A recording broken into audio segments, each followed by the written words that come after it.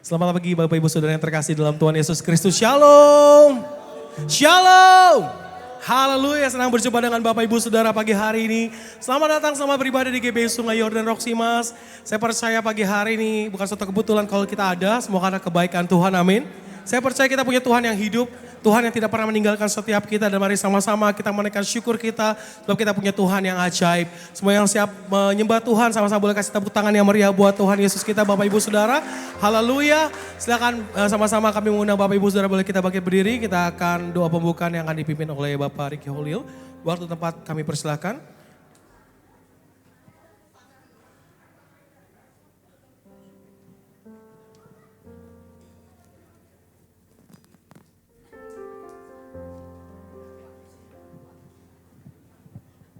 Pagi Bapak dan Ibu, kita akan memulai ibadah pagi hari ini. Kita satukan hati, kita berdoa.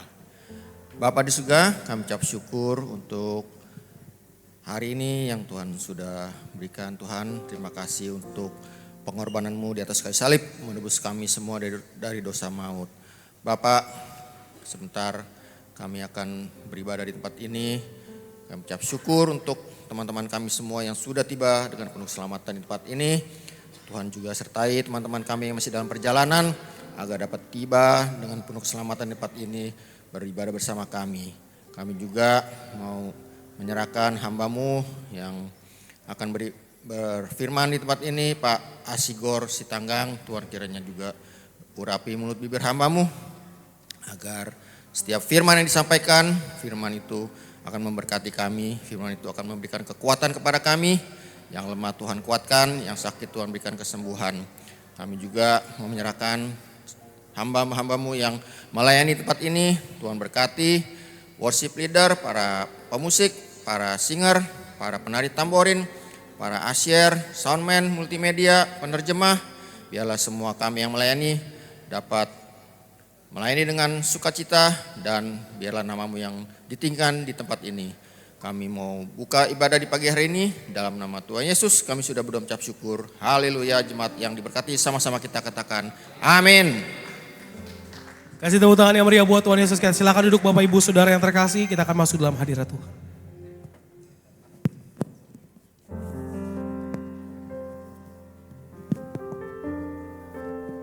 Kami mengucap syukur Tuhan untuk keajaiban-Mu, untuk anugerah-Mu. Dan hari ini Tuhan, kami rindu menaikkan syukur kami, menyembah-Mu, Allah yang hidup, Allah yang bertahta. Dan kami percaya setiap pujian penyembahan kami menjadi rupa yang harum bagi kemuliaan nama-Mu Bapa. Kami mengucap syukur.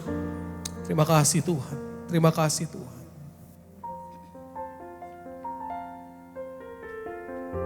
Saat ku menyembah-Mu, Roh-Mu bekerja, saat ku memuji-Mu, Kau bertata di atas pujian.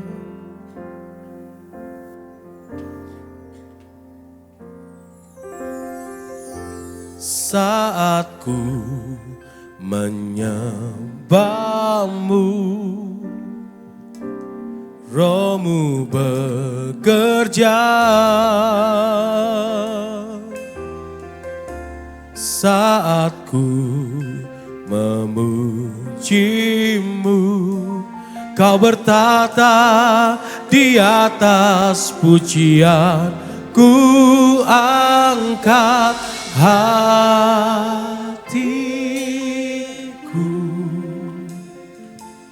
ku pandang kekudusan-Mu,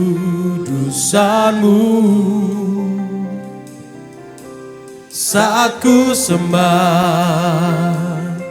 ku puji-Mu, ku rasakan kehadiran-Mu Tuhan.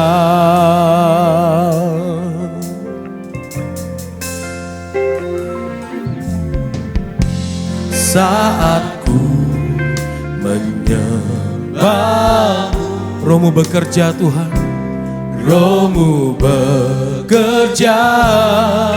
Saat ku memuji-Mu, saat ku memujimu. Kau bertahta di atas pujian. Kembali katakan pujiannya, saat ku menyembahmu Tuhan. Saat ku menyembahmu, Rohmu bekerja. Saat ku memujimu, Kau bertahta di atas pujian. Ku angkat hatiku, ku pandang kekudusan-Mu. Saat ku sembah,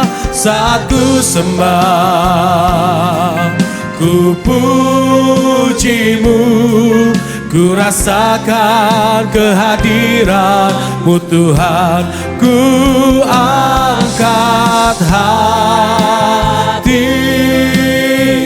kami memandang kekudusan Tuhan. Ku pandang kekudusan. Terima kasih Tuhan. Saat ku sembah, oh ku pujimu, ku rasakan. Kita mau ambil saat teduh di hadapan Tuhan, menyembah Tuhan dengan segenap hati kita. Haleluya. Diberkatilah Engkau Tuhan, Allah yang berkuasa, pemilik langit dan bumi. Allah yang kami sembah, Allah yang kekal, Bapa yang ajaib. Oh, ku sembah Kau.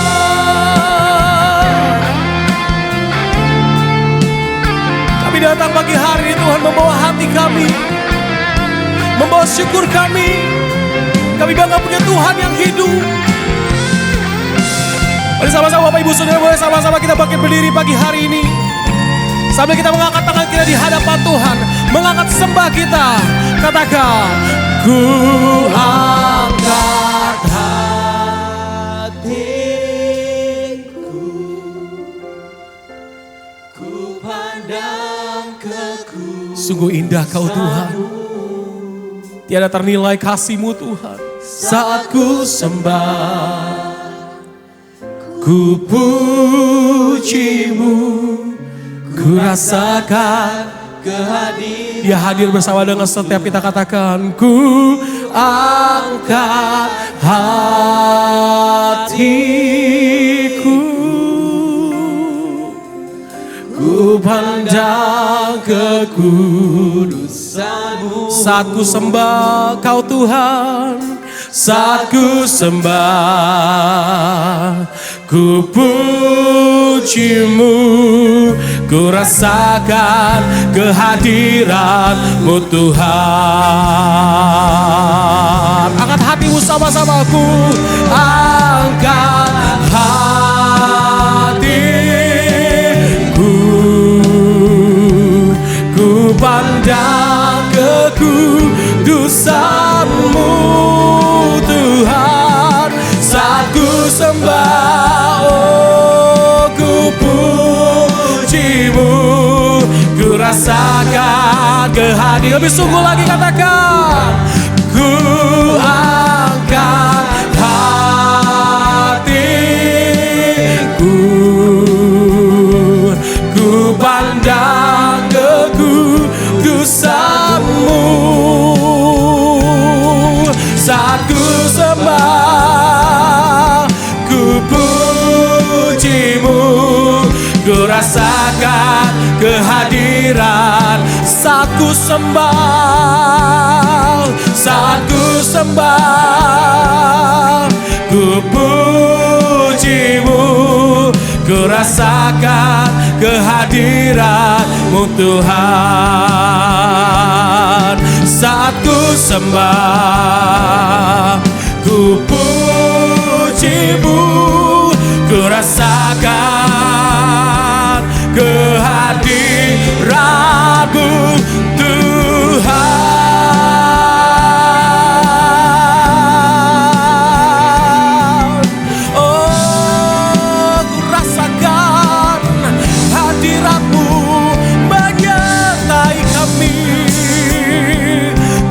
Nyatakan kasih-Mu Bapa.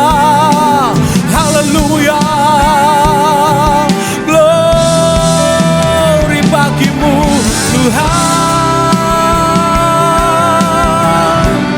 Syukur, syukur ku berikan kepadamu ya Allah.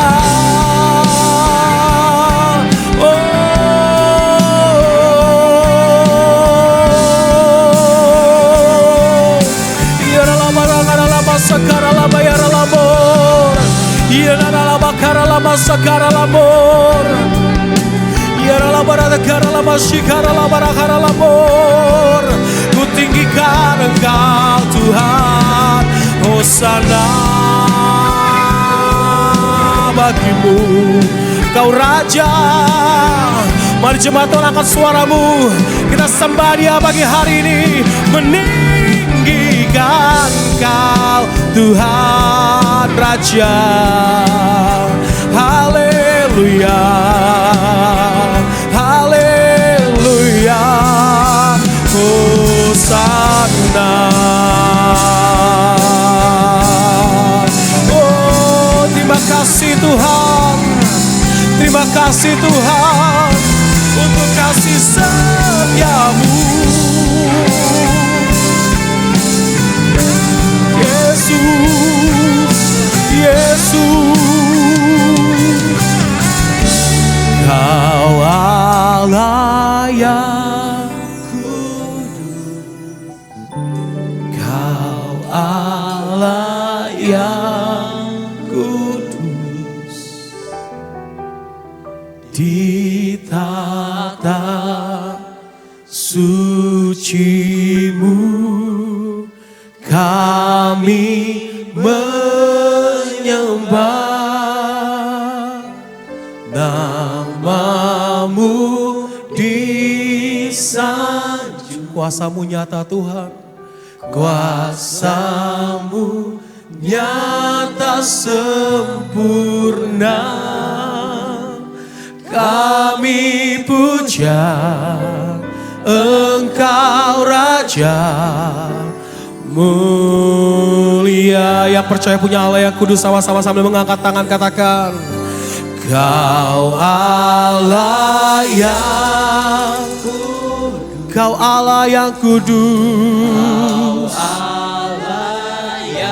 oh di tata suci-Mu, di tata suci-Mu kami menyembah. Nama-Mu kami sanjung Tuhan, nama-Mu kuasa-Mu nyata, kuasa-Mu nyata sempurna. Kami puja Engkau. Sekali lagi sama-sama dengan segenap hati katakan, Kau Allah yang kudus. Nyatakan suaramu jemaat Tuhan, sama-sama katakan, Kau Allah yang kudus, Kau Allah yang kudus. Amin. Kau Allah yang kudus, di tata suci-Mu kami menyembah. Tiada Allah lain seperti Engkau Yesus, Allah yang berkuasa. Kuasa-Mu nyata, nyata sempurna. Kami puja. Sama-sama berikan tepuk tangan yang meriah buat Tuhan Yesus. Kita berikan sorak-sorai yang meriah buat Raja, segala Raja. Kau Allah yang kudus, Kau Allah yang kudus, di tata suci-Mu kami menyembah.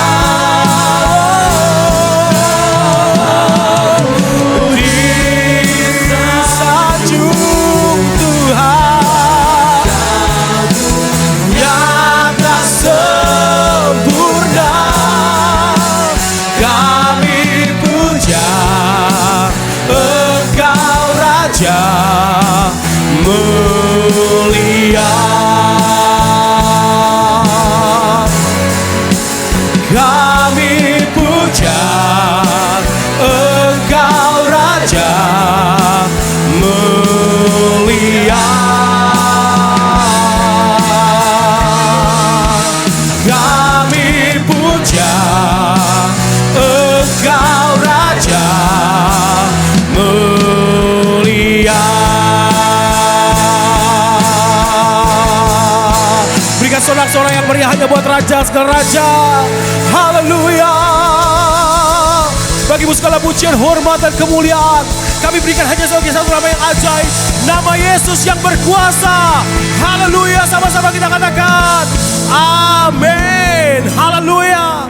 Bapak ibu saudara boleh kasih salam kanan kiri depan belakang kita. Jumpai, berikan senyuman yang terbaik. Katakan senang melihatmu pagi hari ini di rumah Tuhan. Haleluya.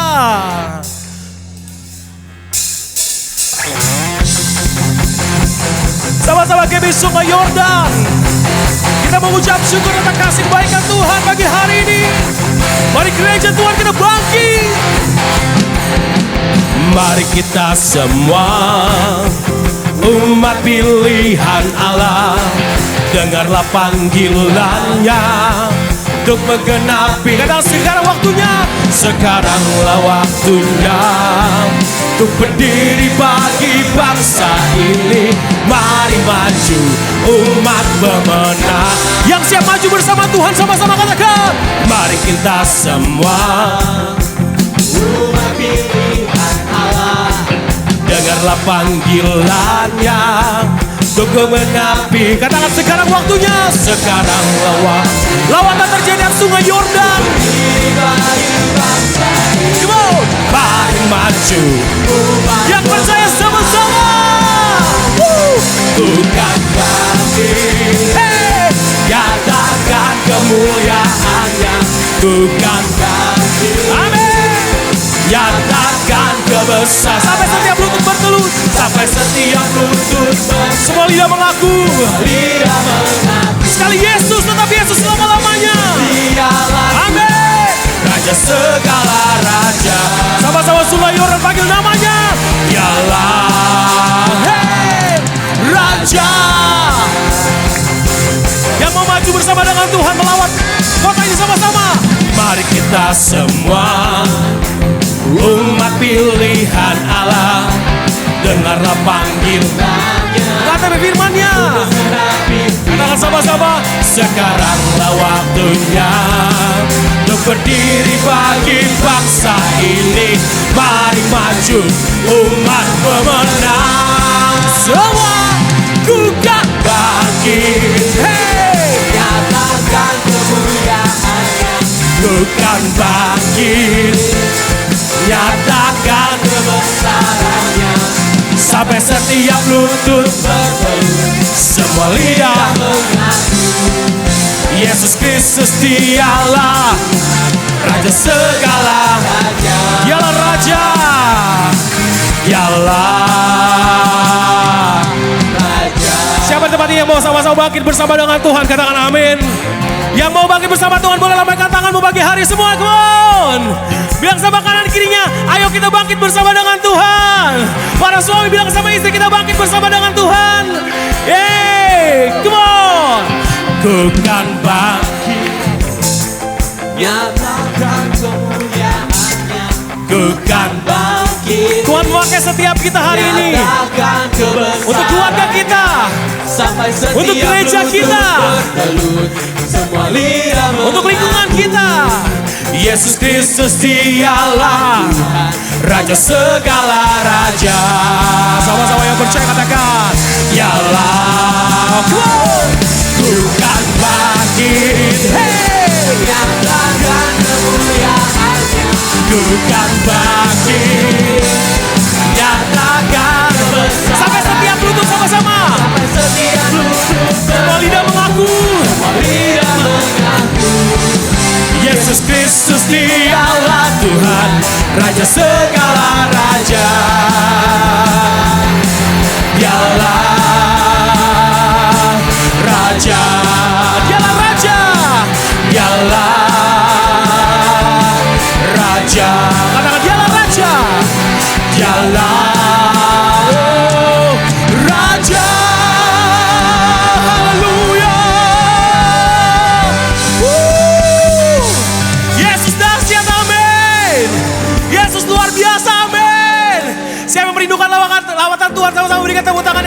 buat Tuhan Yesus kita.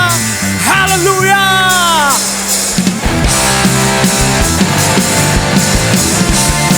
Terpujilah Engkau Tuhan.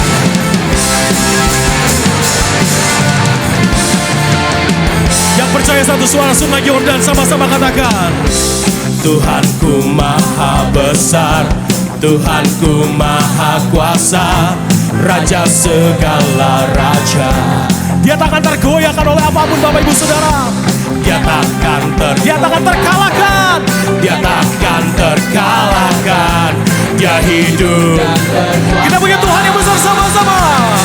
Serukan namanya, Yesus Tuhan Raja. Segala kuasa tunduk. Kuasa tunduk dalam namanya. Dia luar biasa katakan. Dia luar biasa. Perkasa mulia. Yesus nama di atas segala nama. Yesus Raja. Kami menyerukan kebesaran Tuhan dalam hidup kami. Yang percaya punya Tuhan yang besar sama-sama. Satu suara. Tuhanku maha besar, Tuhanku maha kuasa, Raja segala raja. Dia takkan tergoyahkan, dia takkan terkalahkan. Dia hidup berkuasa. Sama-sama Sungai Yordan. Serukan namanya, Yesus Tuhan Raja. Segala kuasa tunduk dalam namanya. Dia luar biasa, perkasa mulia. Yesus nama di atas.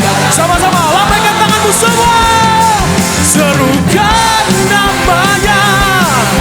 Amin. Segala kuasa tunduk dalam namanya.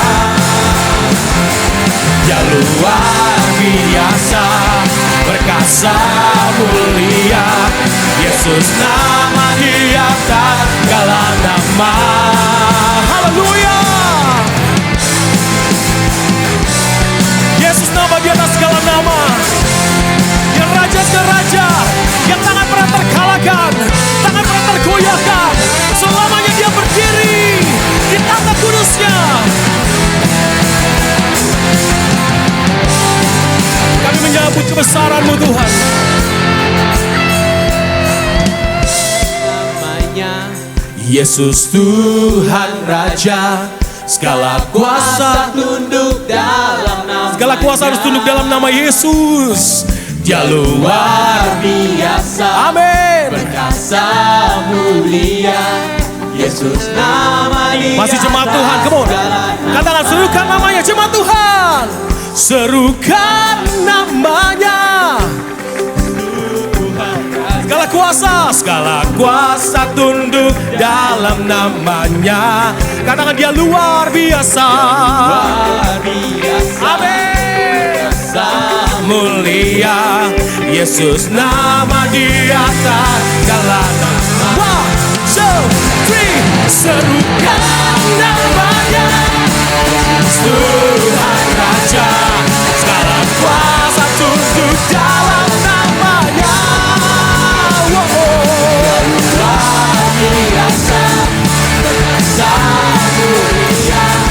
Yesus nama di atas segala nama. Yesus nama di atas segala nama. Yesus nama di atas segala nama. Yesus nama di atas segala nama.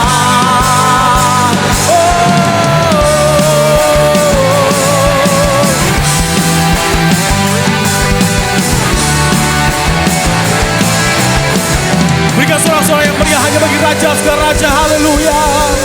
Haleluya. Silakan duduk Bapak Ibu Saudara yang terkasih dalam Tuhan Yesus Kristus. Haleluya. Yesus nama di atas segala nama. Dia yang berkuasa selama-lamanya. Amin Saudara. Thank you Jesus.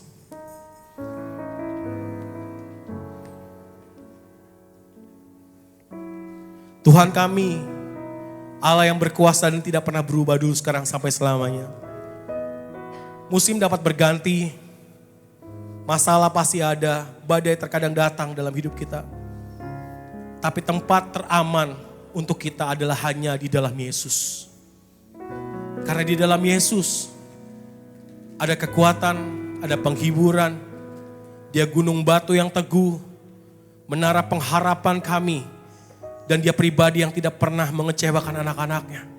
Karena dia Bapa yang kekal, Bapa yang baik, Bapa yang sejati, yang begitu mengasihi setiap kita. Musim akan selalu berganti, kasih Tuhan tetap abadi. Tak akan berubah sampai selamanya. Ku tetap percaya. Ku yakin Tuhan memberkati. Ku yakin Tuhan melindungi.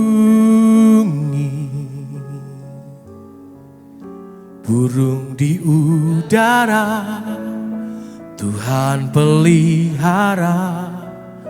Karena bukankah Tuhan kita baik Bapak Ibu Saudara?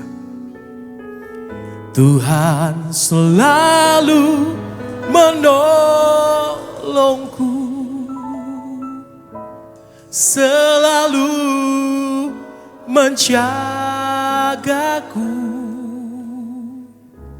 Sehelai di rambutku tak akan terjatuh tanpa seizinmu. Tuhan selalu menolongku, selalu menjagaku. Dia mengenyangkanku dan peliharaku seumur hidupku.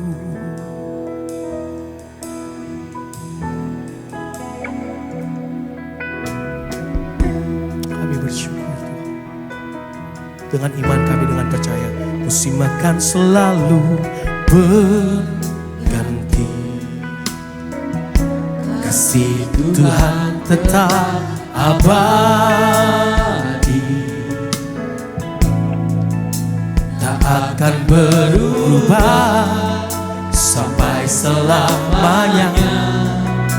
Ku tetap percaya, ku yakin Tuhan, ku yakin Tuhan memberkati, ku yakin Tuhan melindungi, yakin Tuhan melindungi. Kalau burung di udara Tuhan pelihara,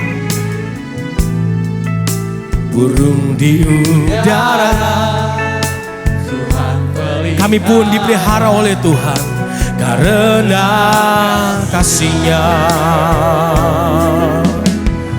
Tuhan selalu menolongku,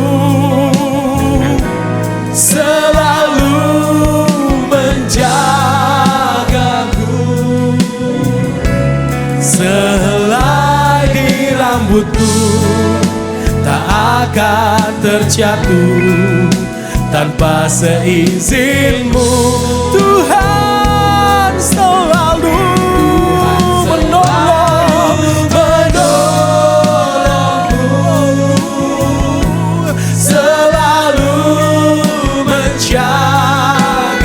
dan kami mau diam di dalam rumah Tuhan seumur hidup kami.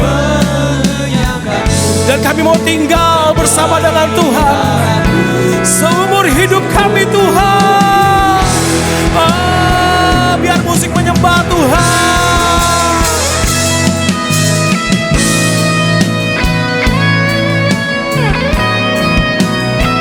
Orang yang duduk dalam lindungan Allah, di dalam naungan Allah, akan selalu tenang bersama dengan Allah kita. apapun boleh terjadi dalam dunia ini. Tapi kami tahu bahwa kami punya Allah Immanuel, Allah yang menyertai setiap kami anak-anaknya. Dan kami mau berjalan menurut kehendak Tuhan, menurut rencana Tuhan terjadi di hidup kami, Tuhan Yesus. Sambil sama-sama kita bangkit berdiri di hadapan Tuhan yang percaya. Angkat tanganmu sungguh-sungguh gereja Tuhan. Nyatakan dengan iman percayamu. Tuhan selalu menolongku, selalu menjagaku. Sehelai rambutku tak akan terjatuh tanpa seizinmu. Tuhan selalu menolongku, selalu menjagaku. Dia mengenyangkanku dan peliharaku seumur. Tuhan selalu menolongku. Mari buka hatimu untuk kebenaran firman Tuhan pagi hari ini. Dengan kasih Kristus kami dan hambanya Bapak Pendeta Asigo untuk boleh menyampaikan kebenaran firman Tuhan. Di rambutmu tak akan. Mari buka hatimu untuk firman Tuhan pagi hari ini. Tanpa seizinmu, Tuhan selalu menolongku, selalu menjagaku. Dia mengenyangkanku dan peliharaku seumur hidupku. Dia mengenyangkanku dan memelihara setiap kami. Dia mengenyangkanku dan peliharaku seumur hidupku. Dia mengenyangkanku dan peliharaku seumur hidupku. Berikan tepuk tangan yang paling meriah hanya buat Tuhan Yesus kita yang hidup. Haleluya. Mari kita berdoa. Kami sungguh percaya Engkau telah hadir bersama-sama kami, Tuhan. Kami sungguh percaya dengan iman kami. Karenanya kiranya Engkau berkenan hadir bersama-sama dengan kami dalam segala kerendahan hati kami, Tuhan. Kami mau menyambut Engkau dengan penuh sukacita. Karena kami percaya ketika Engkau hadir di sini, Engkau nyatakan isi hatimu bagi setiap kami.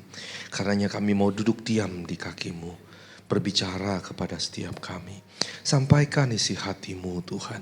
Jamah hati ini supaya kami mau mendengar sungguh-sungguh.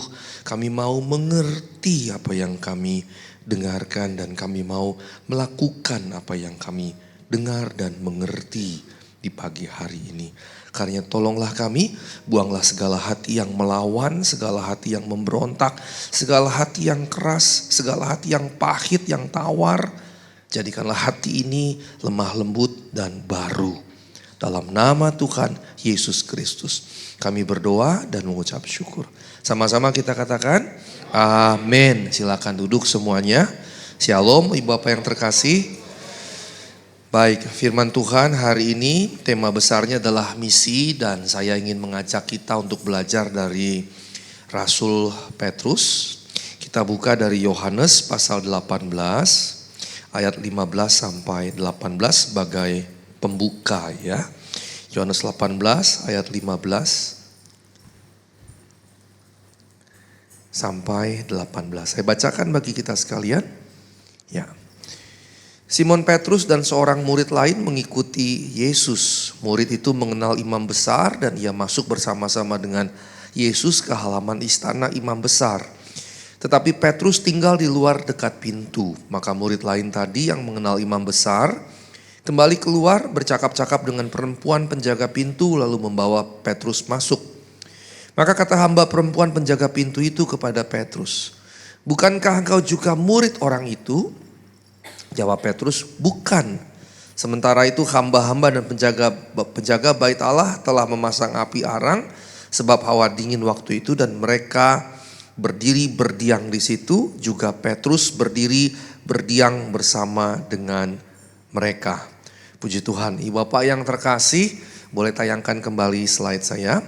Ibu Bapak yang terkasih dalam Tuhan Yesus Kristus, percakapan yang tadi kita baca adalah momen di mana Petrus menyangkali bahwa dia adalah murid Yesus dari Nazaret itu, ya. Nah, kita akan belajar dari sosok ini. Slide berikutnya. Kalau teks yang kita baca tadi, kita baca dari Injil kanonik, Matius, Markus, Lukas, dan Yohanes, maka kita akan mendapatkan cerita yang lengkap. Nah, Yohanes 18 ayat 15 sampai 18 ini punya kisah yang sama, paralel di Markus, di Matius, dan di Lukas. Saya cantumkan ayat-ayatnya, nanti silakan di rumah dibaca. Nah, kemudian penyangkalan Petrus sebanyak 3 kali itu dinubuatkan dalam juga Markus, Matius, dan Lukas. Tetapi dalam Injil Yohanes nubuatnya nggak ada.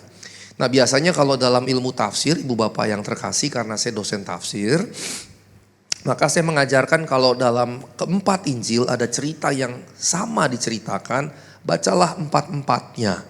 Mengapa? Karena keempat Injil menulis dengan perspektifnya masing-masing. Kejadian yang sama diberitakan oleh, katakanlah seperti media sekarang, 4 wartawan. Jadi Matius, Markus, Lukas, dan Yohanes itu seperti wartawan yang melihat satu kejadian dan membuat laporannya. Nah, ketika membuat laporannya ada semacam penilaian teologis, evaluasi teologis dari baik Matius, Markus, Lukas, dan Yohanes. Maka ketika satu event diberitakan oleh keempatnya dengan cara pandangnya masing-masing, waktu kita baca keseluruhan, kita akan dapatkan kelengkapan yang luar biasa dari cerita. Sehingga kita ketika baca Matius, Markus, Lukas, dan Yohanes, kita kayak melihat dari 4 sudut pandang begitu.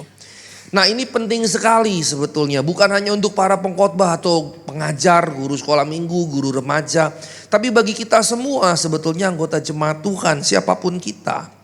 Nah, kembali ke slide ini, boleh tayangkan slide berikutnya. Maka kita akan mendalami sedikit kehidupan singkat Rasul Petrus. Ya, slide berikutnya. Kita punya panggilan yang Tuhan berikan, yang Yesus berikan kepada Petrus untuk menjadi penjala manusia. Maka kalau kita lihat di situ ada Matius pasal 4 ayat 18-22, Markus 1 ayat 16-20, Lukas 5 ayat 1 sampai 11, dan Yohanes 1 ayat 35 sampai 42. Dan masing-masing bercerita dengan caranya sendiri. Nah, ketika kita kembali lagi membacanya secara bersamaan, digabungkan, dilihat, kita akan dapatkan banyak sekali yang luar biasa. Maka sekarang kita akan memperbandingkannya. Slide berikutnya. Kalau kita lihat versi Matius dan versi Markus, panggilan Yesus untuk Petrus jadi penjala manusia itu ringkas, pendek sekali. Dan karenanya kalau kita membacanya hanya Matius dan Markus, atau hanya Matius saja atau hanya Markus, maka kita bisa keliru. Dan cukup banyak orang jadinya gara-gara hanya membaca satu bagian, Matius misalnya, jadi keliru. Kelirunya di mana? Ketika Tuhan berjalan di pesisir pantai, Tuhan lihat Petrus dan Andreas, Tuhan bilang, "Petrus, Andreas, ikut saya." Kemudian Tuhan berjalan lagi ke tempat yang lain, Tuhan ketemu Yohanes, Yakobus. "Yohanes, Yakobus, ikut saya." Kesannya random, ya kan? Dan cukup banyak orang membangun teologi jadinya begini, Tuhan memilih sesuka hatinya. Tapi sesuka hatinya bukan berarti suka-sukanya Tuhan. Bukan. Pemilihan Tuhan tetap punya dasar. Kemarin saya misalnya di GKI Pulau Mas, gereja Protestan, saya diminta membawa PA tentang Abraham. Dan saya katakan juga bahwa Allah milih Abraham bukan random. Allah ambil saja sini, kemudian panggil Abraham keluar dari Ur Kasdim. Tidak. tidak demikian. Ada bagian dari sisi Abraham, ada bagian dari sisi Petrus, Andreas, Yohanes, Yakobus yang membuat kemudian Tuhan panggil mereka. Yang membuat Tuhan kemudian manggil mereka. Jadi sebetulnya secara Alkitabiah Tuhan gak panggil acak. Gak panggil acak. Bahwa kita semua di dalam dosa, iya betul sekali. Bahwa kita semua bercacat bercela, iya betul sekali. Tidak ada di antara kita yang Tuhan panggil itu sudah sempurna. Sudah seperti permata berlian. Tidak ada sama sekali. Semua kita rusak. Amin. Ini harus kita sadari betul-betul. Semua kita rusak waktu Tuhan panggil. Nanti di bagian akhir khotbah saya akan tunjukkan hal ini. Tapi Bapak yang terkasih, kalau kita hanya melihat Matius dan Markus, kalau kita hanya melihat Matius dan Markus, Tuhan jadinya panggilnya acak. Dan ini keliru. Nah, sekarang kita lihat versi Lukas. Dalam versi Lukas ada kisah di situ. Belum. Masih yang tadi dulu, mundur lagi. Ya. Dalam versi Lukas ada tambahan, ada perjumpaan Petrus dengan Yesus di situ. Ada perjumpaan yang nanti saya akan ulik sedikit. Dalam versi Yohanes malah ada tambahan yang cukup panjang. Yang membuat kita jadi mengerti, oh begitu ya. Di mana di versi Yohanes disebutkan Petrus Andreas sebelum menjadi murid Tuhan Yesus adalah murid Yohanes Pembaptis. Nah sekarang boleh slide berikutnya. Kita ke versi Yohanes dulu.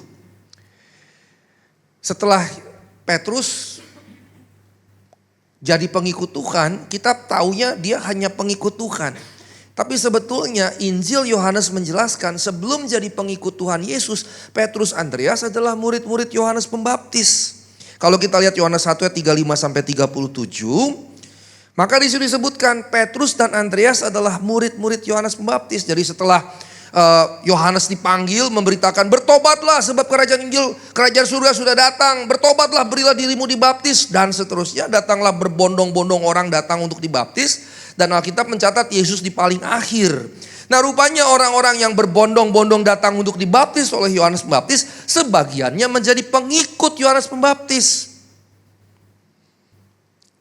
Nah kemudian setelah terakhir, karena Alkitab berkata Yesus dibaptis terakhir di situ.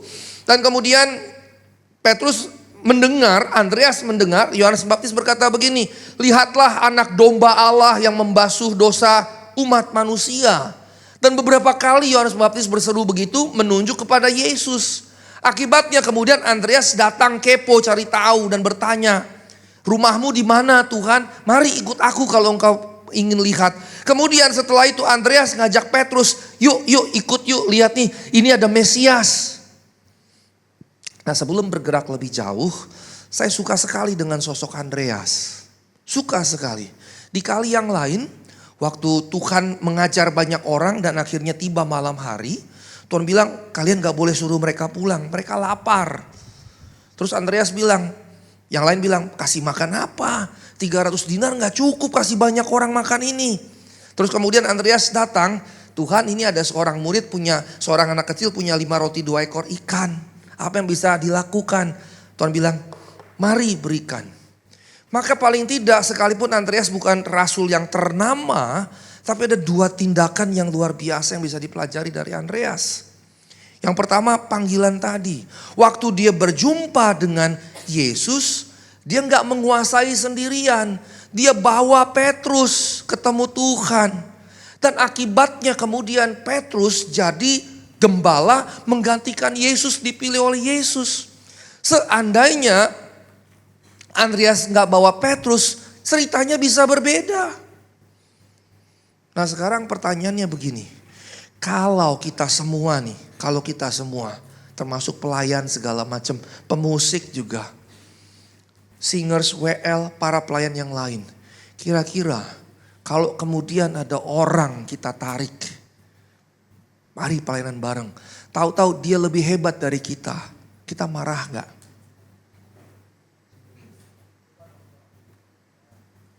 Harusnya nggak boleh marah.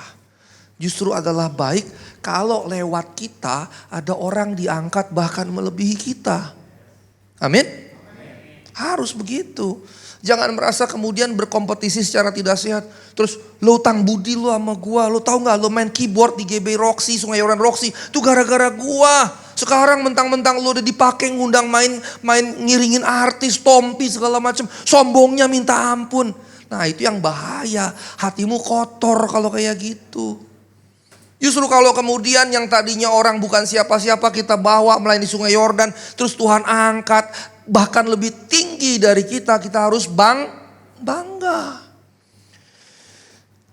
Sejak 1 Januari tahun 2025, saya jadi sekretaris sebuah yayasan yang menaungi satu STT. Milik Pentakosta juga. Kemarin Januari saya bawa mereka ke Filipina. 24 sampai 29 Januari kami ke Filipina. Ada Asia Pacific Theological Seminary di sana. Saya bawa STT ini untuk bikin MOU kerjasama dengan APTS itu. Kemudian itu di Baguio City. Kemudian setelah itu mau pulang mendarat mampir di Manila. Saya ketemu dengan APTA, Asia Pacific Theological Association. Untuk bikin MOU juga dan akreditasi STT ini. Karena targetnya saya ingin naikkan level STT ini kualitasnya. Nah ketika saya ada di APTS, saya mau mengikuti waktu itu seminar dari Profesor Dr. Wolfgang von Dey, seorang teolog Pentakostal yang sangat ternama sekarang. Dan kemudian saya melihat dari belakang, karena kami duduk di belakang, kayaknya di depan tuh saya kenal dengan potongan rambutnya. Tapi saya ragu gitu, takut SKSD Palapa kan. So kenal, so dekat padahal gak tahu apa-apa kan gitu. Nah karena saya takut, karena saya beberapa kali saya pikir teman saya tepok salah orang gitu. Waktu saya kuliah di Göttingen, saya orang jalan gitu, saya tepok, terus saya ajak ngomong bahasa Indonesia, apa kabar, lagi ngapain, kuliah di mana? Terus dia nengok, dia bilang, what are you talking about? Wah kaget saya. Rupanya saya tanya, where are you from? I'm from Peru. Rupanya orang Peru sama orang Indonesia mirip-mirip mukanya gitu. Sejak itu saya gak berani sok kenal, sok dekat. Nah waktu saya lihat dari belakang nih kayaknya saya kenal. Tapi saya gak berani kan. Setelah satu sesi selesai dia ke belakang. Terus dia langsung main peluk saya gitu. Waktu saya lihat saya kaget. Oh kamu. Siapa dia? Dia adalah mantan mahasiswa S3 di kampus saya STFT Jakarta. Waktu saya kaprodi S3. Waktu saya kaprodi S3. Dia sudah lewat dari 5 tahun masa kuliah. Dan padahal sudah saya berikan surat, saya berikan panduan. Sampai saya telepon istrinya untuk support suaminya biar selesai kuliahnya. Tapi kesibukan dan yang lain-lain membuat dia gak bisa selesai. Dan dengan berat hati saya keluarkan surat pemecatan dari kuliah S3. Saya bikin surat itu. Dan kemudian dia lanjut ke STT Battle Indonesia. Menuntaskan S3 selesai di situ. Dan dalam proses penyertaan Tuhan dia dipanggil ngajar di Filipina, di APTS itu. Saya ngelongok sedikit ke kelasnya, saya lihat dia ngajar pakai bahasa Inggris. Nah waktu kami pelukan gitu saya bilang gini, I am really proud of you. I am really proud of you. Mantan mahasiswa saya yang awalnya gagal di DO, yang DO saya. Tahu-tahu saya ketemu di Filipina, dia jadi dosen teologi di Filipina. Mengajar bahasa Inggris. Apakah saya merasa saya kalah sama dia? Tidak. Saya bangga sekali. Ada satu contoh lagi yang lain. Saya punya mahasiswa S2 di STFT Jakarta. Bimbingan saya, tapi belum sempat bimbingan tesis. Dia kena DO dari kampus. Gara-garanya plagiarisme.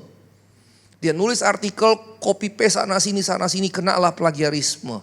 Dikenain SP1, SP2, 3 kali rupanya melakukan, kenalah di SP3. Keluarlah dia di DO dari kampus saya. Karena kampus kami strict sekali dengan hal itu. Tiada maaf begitu. Itu dosa terbesar. Dosa akademik terbesar adalah plagiarisme. Jadi kalau sampai kita bergelar S1, S2, S3 gara-gara plagiarisme, malu pakai gelar itu. Nah kemudian mantan mahasiswa saya ngambil S2 ke UI Sosiologi Agama. Terus kemudian ngajuin pekerjaan ngelamar IAKN, Institut Agama Kristen Negeri.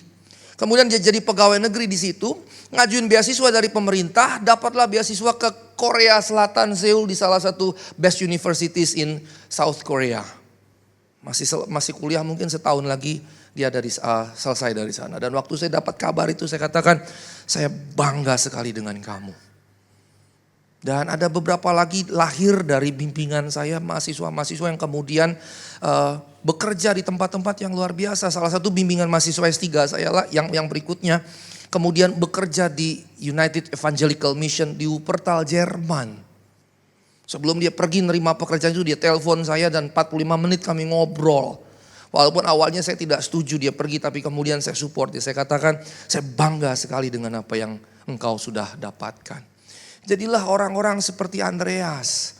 Karena Petrus mungkin sedikit tapi Andreas bisa banyak. Petrus mungkin sedikit tapi Andreas bisa banyak. Dan kita semua ketika lewat kita ada orang-orang yang diangkat Tuhan. Banggalah dengan itu. Amin.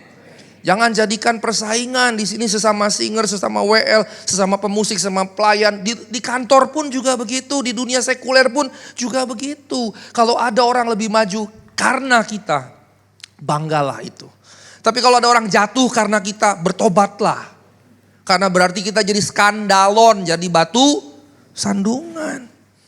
Bayangkan sosok Andreas ini, gara-gara Andreas hadirlah Petrus. Luar biasa. Nah kemudian ibu bapak yang terkasih, di sini mereka nggak langsung jadi murid-murid Yesus. Waktu Andreas ngikut Yesus, kemudian memperkenalkan Petrus kepada Yesus, nggak langsung jadi murid. Karena kemudian Lukas bercerita mereka masih jadi pelayan. Nah karenanya slide berikutnya. Dalam versi Lukas ada dialog Tuhan Yesus dengan Petrus. Tuhan lagi mengajar di tepi pantai, ada banyak orang. Dan ketika dia lihat banyak orang, dia pinjam perahunya Simon Petrus. Kenapa? Karena angin pagi membawa udara ke darat sehingga suara Tuhan bisa didengar. Sama seperti ini kenapa podium ini lebih tinggi supaya suara bisa lebih didengar begitu. Nah ibu bapak yang terkasih, ketika Tuhan sudah selesai mengajar audiens yang ada di tepi pantai, Tuhan bilang gini kepada Petrus, tebarlah jalamu di tempat yang paling dalam. Di tempat yang dalam.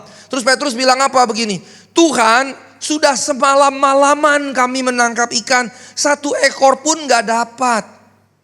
Tuhan itu tukang kayu by profession. Bapaknya Joseph, Yusuf tukang kayu, dia pun melanjutkan pekerjaan sebagai tukang kayu. Bisa tayangkan Markus 6 ayat 3? Supaya kita tahu. Markus 6 ayat 3.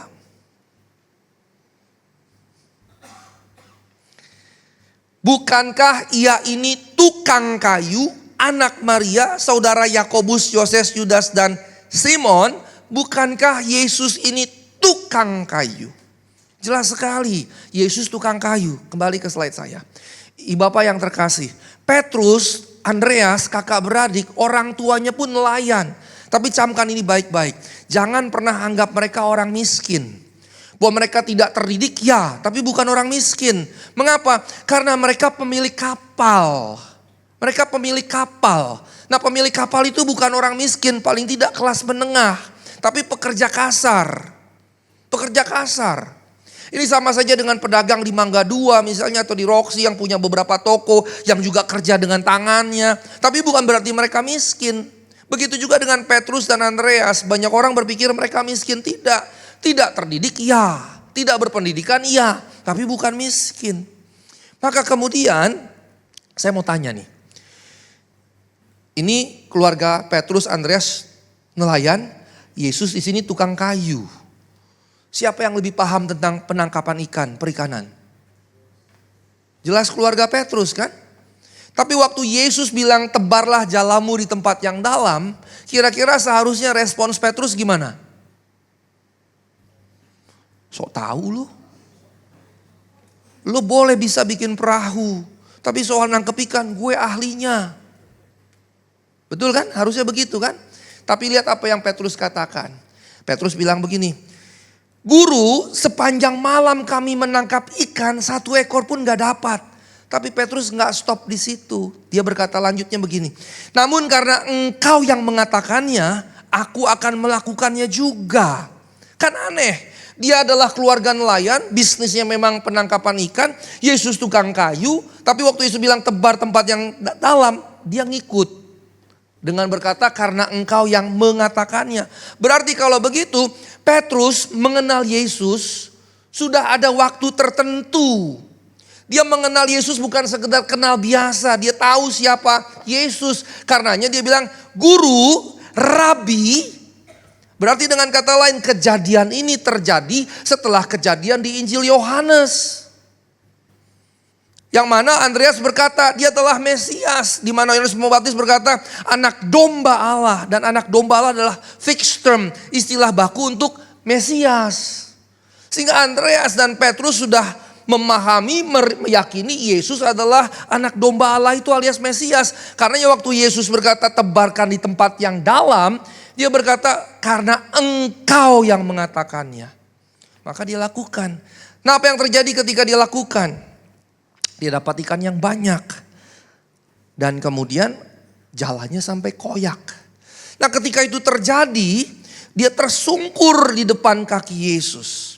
Dan dia berkata, pergilah daripadaku karena aku orang berdosa. Saya mau beritahu. Ini poin yang penting sekali. Interaksi kita dengan Tuhan.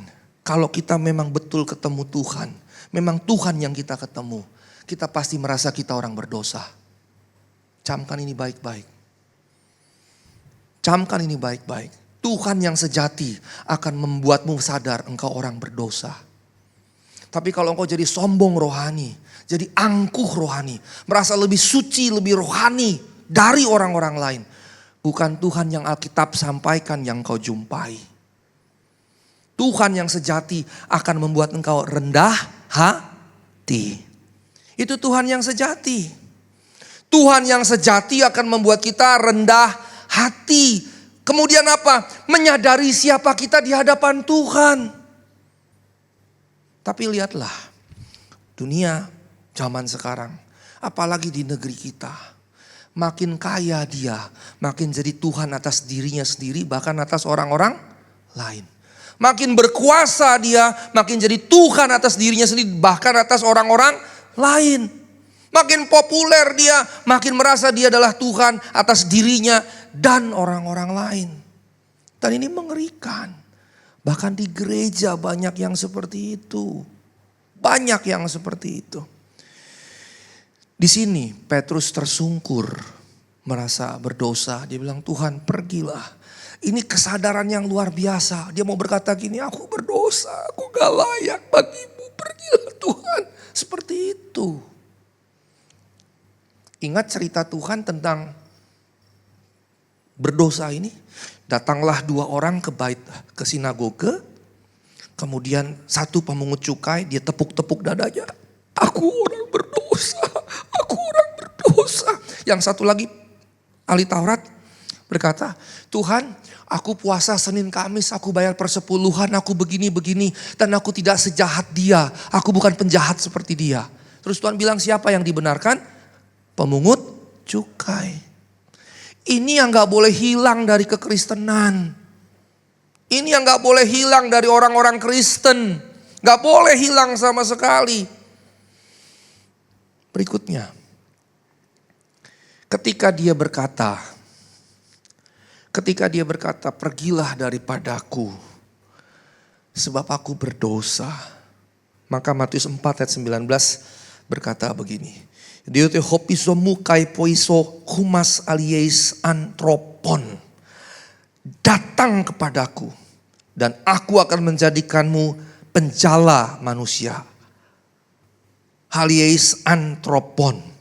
Lukas 5 ayat 10. Mefobu apotunun antropus eze zogron. Mefobu jangan gentar. Nah fobu ini gentar seperti seorang pengemis pada waktu itu ketika penguasa datang. Gemetar seperti seorang pengemis ketika penguasa datang. Tapi pengemis pada waktu itu. Mengapa? Karena penguasa datang bisa saja ditendang itu. Kalau misalnya dia habis ribut sama istrinya, ada pengemis, dia bisa hajar itu. Dan dia nggak punya tanggung jawab apapun untuk itu. Karena pengemis adalah pada waktu itu orang yang paling rendah betul-betul. Sebagai penguasa, prajurit bisa memperlakukan apapun yang dia suka. Beda dengan pengemis zaman now di Jakarta atau di Indonesia. Ada pernah saat Pol PP nangkap pengemis di plastiknya ada 30 juta rupiah. Google saja. Hebat kan? Malah ada satu kemarin di kuliah kami ada satu partner dosen saya berkata gini. Bapak tahu manusia silver tuh yang suka pakai cat silver? Ya. satu lampu merah, sekali lampu merahnya nyala merah, Bapak itu sekitar 2 menit kira-kira 2 menit. Nah 2 menit itu bisa sekitar 20-30 mobil lewat. Nah kalau 20-30 menit, 20-30 mobil lewat, ngasih satu mobil 500, katakanlah dari 20-30 mobil cuma 3 yang ngasih, sudah 1.500. Sudah 1.500 itu kalau dikalkulasi sekian jam, dikalkulasi sekian hari dalam 1 bulan, itu apalagi kalau full day dia kerjanya, itu dia bisa bawa pulang satu bulan itu 15 juta loh. Teman saya ada yang melakukan penelitian tentang itu. Bayangin, 3 kali UMP. Bisa 15 juta dari ngemis. Makanya sekarang pengemis di Indonesia itu profesi. Bisa lebih gede daripada buruh pabrik, 15 juta bayangkan. Ada pengemis tertangkap kamera habis selesai ngemis, dia naik mobil Avanza. Loh ibu bapak sebagian, bukan untuk melecehkan, tapi sebagian kita yang kerja capek-capek cuma naik motor kan. Loh ini pengemis bisa naik mobil gitu. Jadi kalau pengemis di Alkitab memang tidak bisa dibandingkan dengan pengemis di negeri kita. Begitu juga satu lagi contoh yang lain. Tuhan bilang begini, pencuri datang pada waktu malam. Supaya gak ketahuan kan. Kalau pencuri di Jakarta siang bolong. Bisa bawa truk loh buat nyuri. Bisa bawa truk gitu. Jadi gak persis sama. Nah di sini dikatakan mefobu, jangan gemeteran seperti seorang pengemis. Karena berarti di situ waktu Petrus sujud, dia betul-betul ketakutan begitu. Betul-betul ketakutan. Kegentaran yang luar biasa. Yang banyak di antara kita kehilangan rasa itu. Ketika kita datang sama Tuhan, kita bilang, Tuhan, kok begini sih kehidupanku? Tuhan, mana katanya Engkau memberkati, kok berkatnya belum datang-datang? Dan yang kita doakan itu saja. Kita sudah lama kehilangan ketika kita berdoa kegentaran akan Tuhan. Betul kan? Kegentaran akan Tuhan. Kita sudah lama kehilangan itu. Di beberapa gereja yang lain sekitar bulan Januari saya khotbah di satu gereja yang cukup besar. Juga dengan lampu-lampu seperti ini. Kemudian satu ketika ada, saya nggak tahu di sini nggak ada kayaknya ya. Tiba-tiba saya lagi khotbah gitu, tush, asap keluar. Wah gitu, dari sini tush, asap keluar. Saya ngebayang, ini apa ya, Shekinah Glory atau apa ya? Ini seperti di bait Allah waktu Nabi Yesaya datang ke bait Allah gitu. Penuh asap kemuliaan Tuhan. Banyak loh kita membuat begini, jangan sampai niatnya menggantikan hadirat Tuhan. Amin? Gak boleh sama sekali. Lalu indikator Tuhan betul-betul hadir itu apa? Seperti tadi Petrus, pergilah daripadaku, aku orang berdosa. Maka hadirat Tuhan yang sungguh-sungguh menyadarkan siapa kita di hadapan Tuhan. Begitu juga dengan Nabi Yesaya ketika dia datang ke bait Allah dan hadirat Tuhan begitu luar biasa. Nabi Yesaya ngomong apa? Celakalah aku, binasalah aku karena aku najis bibir. Sama kan dengan Petrus kan? Paralel. Maka karenanya salah satu yang saya doakan di gereja saya rindu sekali Tuhan kau sungguh-sungguh hadir di gerejaku. Saya sungguh-sungguh rindu kau hadir. Orang yang datang boleh merasakan jamahanmu dan jadi sadar siapa dirinya di hadapanmu. Dan itu harus dimulai dari siapa? Saya kan? Saya harus merindukan itu, tapi saya juga harus menghidupi itu. Saya harus betul-betul merindukan Tuhan hadir, dan ketika Tuhan hadir harus betul-betul merasakan betapa berdosanya saya di hadapan Tuhan. Bukan membangun perspektif, membangun persepsi audiens, membangun persepsi umat bahwa saya dekat dengan Tuhan. Saya CS-nya Tuhan, itu menyesatkan sekali yang begitu. Wah sini doain sama saya Bapak Gembala, pasti dijamah oleh Tuhan dalam nama Yesus. Wah itu kacau sekali. Kacau sekali. Nah Tuhan bilang begini, mefobu, jangan gentar. Berarti dia gemetaran di hadapan Tuhan. Terus dia katakan, apotunun, sejak sekarang Anthropus eze zogron. Engkau akan menangkap manusia. Ternyata Lukas lebih keras bahasa yang digunakan. Kalau Matius penjala manusia, aku akan menjadikanmu penjala manusia. Tetapi kalau di Lukas, engkau akan menangkap manusia. Dan ini yang menarik, slide berikutnya. Zogron dari kata zogreo yang berarti menangkap, gabungan dari hidup zoos dan agreo menangkap atau mengambil. Ini harfiahnya seperti kalau dalam perang lawan kita kalahkan, ada yang masih hidup kita bawa jadi tawanan perang. Maka zogreo punya konsep begini. Kalau saya tangkap ikan, saya tangkap untuk saya bunuh, saya goreng. Saya panggang, saya rebus dan seterusnya jadi makanan. Tetapi ketika menangkap manusia, maka ketika Petrus dipanggil jadi penangkap manusia, bukan menangkap untuk dibunuh, menangkap hidup-hidup bahkan untuk membagikan kehidupan kepadanya. Dan ini esensinya.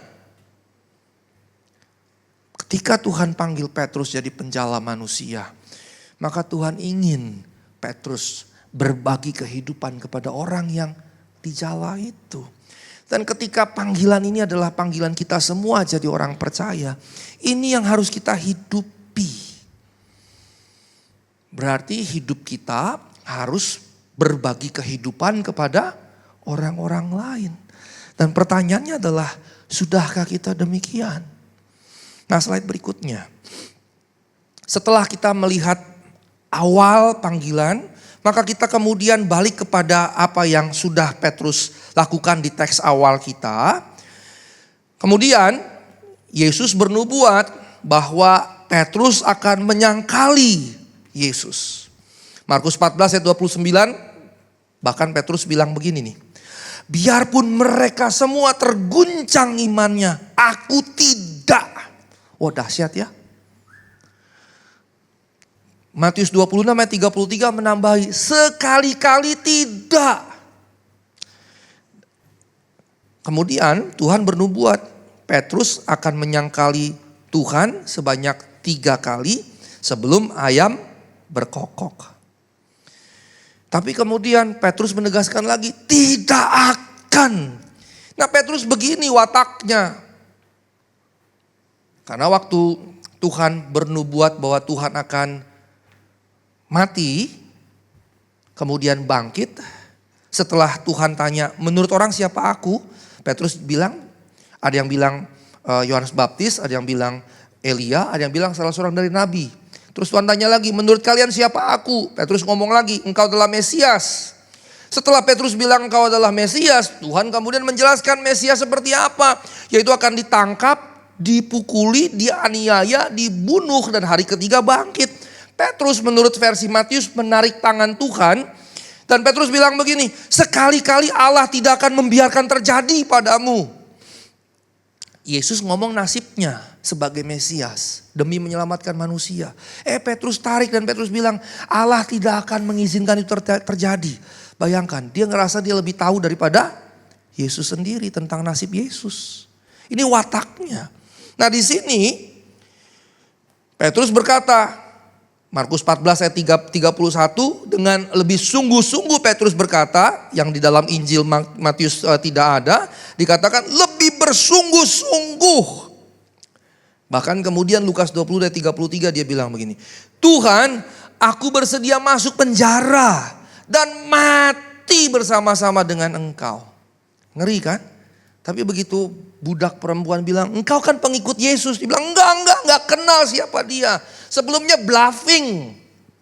Saya mau tanya nih, di antara kita sejak mengikut Tuhan, berapa banyak dalam doa kita bluffing sama Tuhan?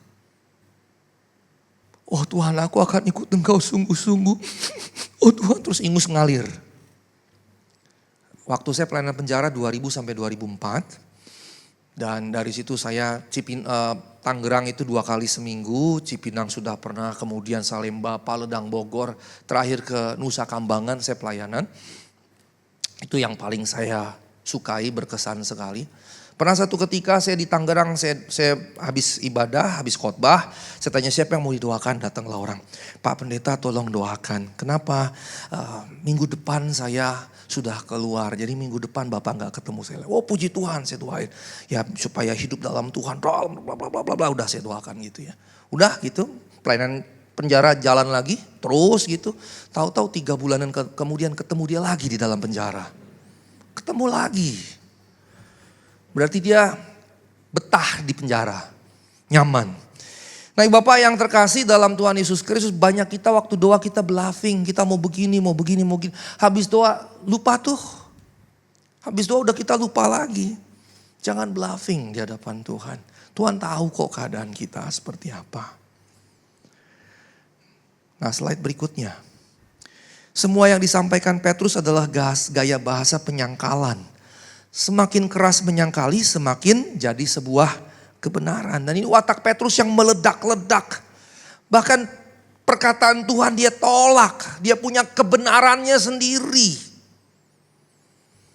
Bahkan kemudian arogansi Petrus menular kepada teman-temannya.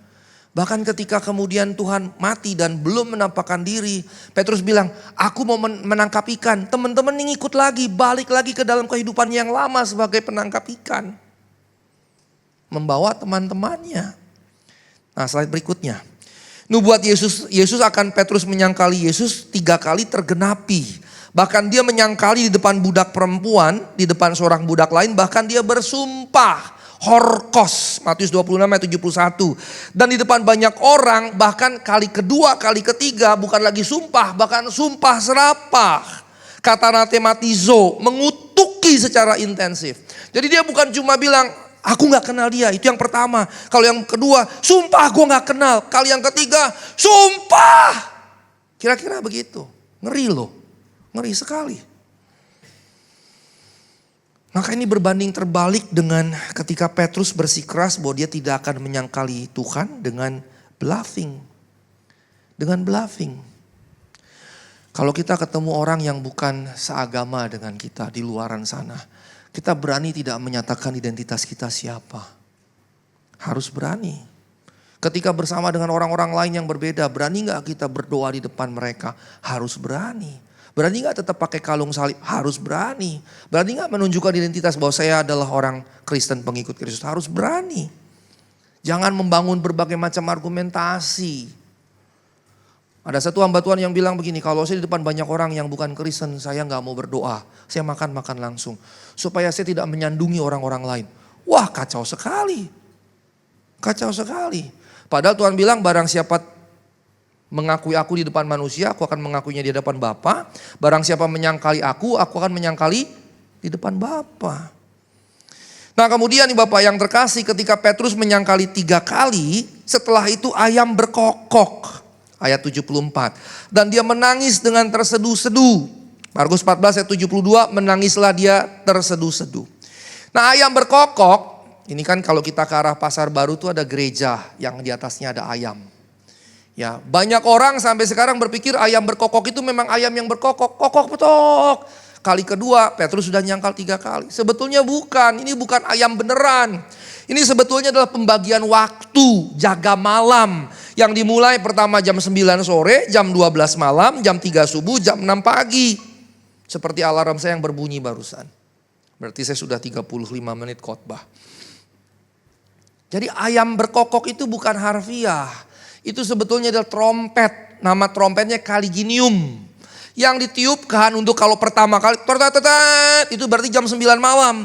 Kali yang kedua berarti jam 12 malam. Kali ketiga jam 3 pagi subuh. Kali keempat jam 6 pagi. Untuk shift ganti jaga malam tadi. Dan karena ini adalah tradisi Romawi kuno yang menjajah Israel. Dan Yerusalem menjadi pusat Israel. Otomatis orang-orang Yahudi saat itu ngerti kebiasaan ini. Maka waktu Yesus bilang sebelum ayam berkokok 3 kali. Ayam berkokoknya bukan harfiah. Hampir gak ada ayam berkokok jam 12 malam. Gak ada kan? Gak ada, kecuali disenterin jam 12 malam gitu. Baru dia berkokok. Kan dia ngikuti cahaya matahari terbit, kan begitu. Makanya berkokoknya itu jam 4, jam 5 tergantung kapan matahari terbit. Lah ini jam 12 malam. Penanda apa? Jamnya berganti. Jadi Yesus mau bilang begini, sebelum tengah malam, arti Tuhan mau bilang gini nih, sebelum hari lewat, engkau akan nyangkali aku 3 kali. Itu maksudnya, bukan harfiah ayam berkokok tadi. Nah Bapak yang terkasih dalam Tuhan Yesus Kristus, kemudian slide berikutnya, Petrus menangis. Tapi ini baru bagian awal dari pertobatan. Tangisan penyesalan, baru menyesal tapi belum betul-betul bertobat. Dia malah kembali jadi penjala ikan, bahkan ngajak teman-temannya lagi kembali ke profesi semula. Jadi karenanya, kalau saya diminta entah waktu retret atau yang lain-lain, Pak bikin altar calling ya. Terus kalau di altar calling ada, saya udah gak percaya lagi yang gitu-gituan. Itu crocodile tears. Dan ternyata Bapak yang terkasih, air mata buaya itu rupanya memang terjemahan harfiah dari istilah Inggris crocodile tears. Saya baru tahu tuh seminggu yang lalu. Ternyata air mata buaya itu terjemahan dari crocodile tears, betulan. Air mata buaya. Jadi kalau sampai saya lihat sampai orang nangis, bahkan ingusnya keluar, saya justru ragu. Apalagi kalau dia sering datang ke depan. Altar calling jadi hobi. Wah bahaya yang seperti itu justru. Jangan-jangan dia tomat, habis tobat kumat. Nah puncak pertobatannya kapan? Ketika Yesus sendiri datangi Petrus. Nah ketika Tuhan ke pinggir pantai, ada ikan gak? Ada, terus dipanggang lah ikan terus Tuhan makan. Di sini di danau ada perahu, di situ ada murid Tuhan yang dikasih Yohanes. Terus di sampingnya Petrus, dia bilang itu Tuhan. Petrus tuh gak pakai jubah, gak pakai baju, begitu dibilang begitu. Itu Tuhan, meledak-ledaknya kumat lagi. Nyemplung ke danau tapi sempet-sempetnya pakai jubah dulu. Ibu bapak ada yang pernah berenang pakai celana jeans gak? Saya pernah, berat loh berenang pakai celana jeans. Apalagi pakai jubah. Pakai jubah itu kan buat menghangatkan badan waktu udara dingin. Dia pakai jubah, dia nyemplung. Agak gini kan? Agak gini loh. Saking meledak-ledaknya, perhatikan teksnya. Perahu sampai di darat, dia juga baru sampai di darat. Lah ngapain nyemplung, udah bawa aja perahunya ke darat. Tapi itulah Petrus. Tapi saya rasa sebagian besar orang Kristen juga gitu, meledak-ledak gitu. Karena itu sebetulnya menggambarkan ketidakdewasaan rohani.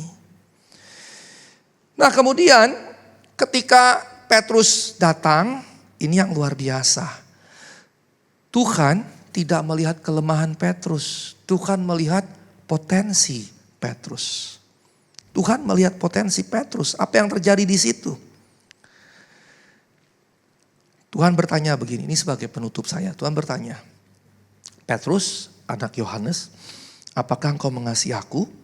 Petrus bilang, Tuhan, engkau tahu segala sesuatu, engkau tahu aku mengasihimu. Tuhan tanya lagi yang kedua, Petrus, anak Yohanes, apakah engkau mengasihi aku? Petrus bilang lagi, Tuhan engkau tahu segala sesuatu. Engkau tahu aku mengasihimu. Tuhan tanya lagi yang ketiga kali, Petrus apakah engkau mengasihi aku? Terus dia menangis karena Tuhan bertanya 3 kali.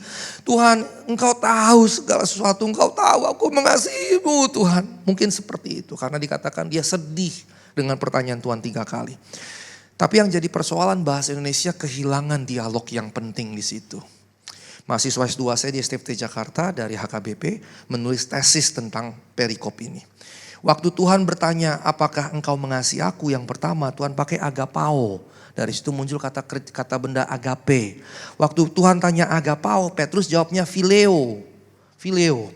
Kali kedua Tuhan tanya tetap pakai agapao. Kali kedua Petrus jawab tetap pakai phileo. Kali ketiga Tuhan gak pakai lagi agapao.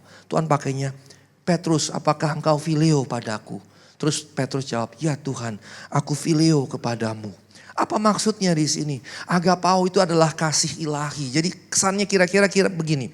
Tuhan mau bertanya pada Petrus, apakah engkau mengasihi aku seperti aku mengasihimu? Kasih ilahi yang kuperagakan kepadamu, mati bagimu dan seterusnya. Petrus cuma bilang, Tuhan aku gak bisa mengasihimu dengan kasih agape. Aku cuma bisa mengasihi sebagai seorang sahabat phileo. Kemudian kali kedua Tuhan bilang agapao. Petrus tetap bilang, sorry Tuhan, gak bisa. Aku gak bisa mengasihimu seperti engkau mengasihi aku. Aku hanya bisa mengasihimu seperti seorang teman saling mengasihi. Kali ketiga Tuhan bertanya, oke lah kalau gitu. Kalau engkau gak bisa mengasihi aku dengan kasih ilahi, kasihlah aku dengan kasih seorang teman. Phileo. Tuhan ganti dari agapao kali ketiga phileo.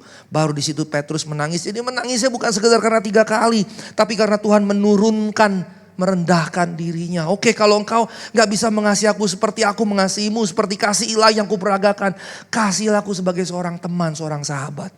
Disitulah Petrus menangis. Tapi toh tetap dia berkata, aku mengasihimu sebagai seorang sahabat. Dan kemudian Tuhan bilang 3 kali, gembalakanlah domba-dombaku. Petrus menyangkal 3 kali. Tuhan memintanya menggembalakan dombanya. Memintanya, menanyakannya apakah dia mengasihi juga 3 kali. Tuhan pulihkan dulu Petrus. Tuhan pulihkan dulu Petrus. Baru kemudian Tuhan panggil Petrus untuk menggembalakan domba-domba milik Tuhan. Dan sejak itu sampai matinya Petrus tidak pernah mundur. Dan di hari terakhirnya dia ditangkap oleh pasukan Romawi. Dia kemudian disalib terbalik. Bersama dengan Rasul Paulus yang dipenggal kepalanya, Petrus disalib terbalik. Dan situs di mana mereka kemudian dipersekusi, dihukum mati, dijadikan gereja oleh Katolik Roma. Basilika Sang Petri et Sang Pauli Martiri, the Church of Saint Peter and Saint Paul the Martyrs. Di pinggiran kota Roma, abad keempat kurang lebih dijadikan situs gerejawi oleh Katolik Roma. Ibu bapak yang terkasih, mari kita teladani Petrus. Tuhan gak lihat kelemahan kita, tapi Tuhan lihat potensi kita. Karenanya lihatlah potensi kita masing-masing dan lihatlah potensi orang-orang lain yang bersama dengan kita. Berjalan bersama-sama supaya Tuhan pakai bagi kemuliaan nama Tuhan. Memberitakan misi Injil Tuhan kemana-mana. Amin. Mari kita bangkit berdiri.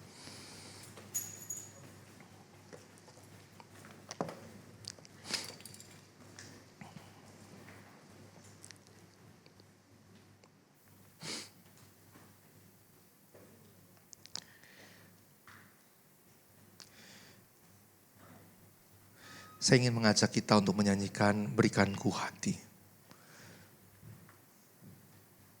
Seperti hatimu.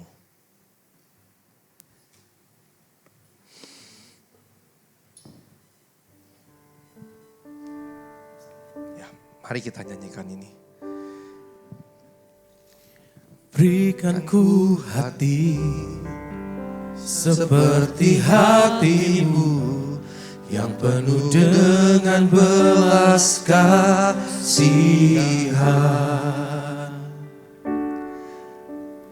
Berikanku mata seperti matamu, memandang tuayan di sekelilingku. Dari awal kita nyanyikan. Berikanku hati seperti hatimu, yang penuh dengan belas kasihan. Berikanku mata seperti matamu, memandang tuayan di sekelilingku. Berikanku tanganmu, berikanku tanganmu untuk melakukan tugasmu. Berikanku hatimu, melangkah dalam rencanamu. Berikanku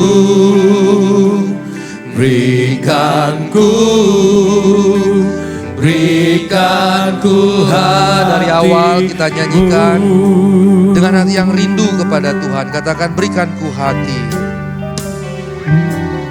Berikanku hati seperti hatimu, yang penuh dengan belas kasihan. Berikanku mata seperti matamu, memandang tuayan di sekelilingku. Berikanku tanganmu, Berikan ku tanganmu untuk melakukan tugasmu. Berikan ku kakimu melangkah dalam rencanamu. Berikan ku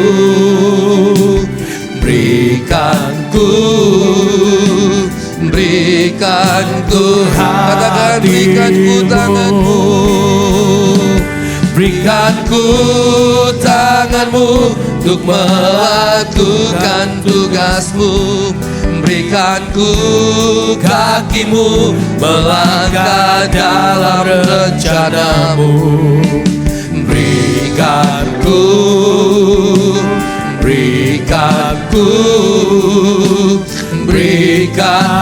sekali lagi katakan berikan ku tanganmu untuk melakukan tugasmu. Berikan ku hatimu melangkah dalam rencanamu. Berikan ku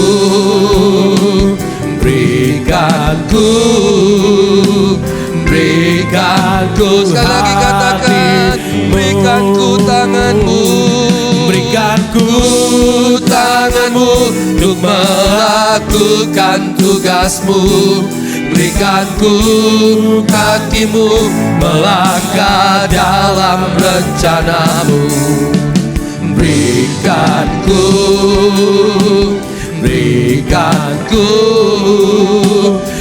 sekali lagi katakan berikan ku tanganmu. Berikan ku tanganmu untuk melakukan tugasmu. Berikan ku kakimu melangkah dalam rencanamu. Berikan ku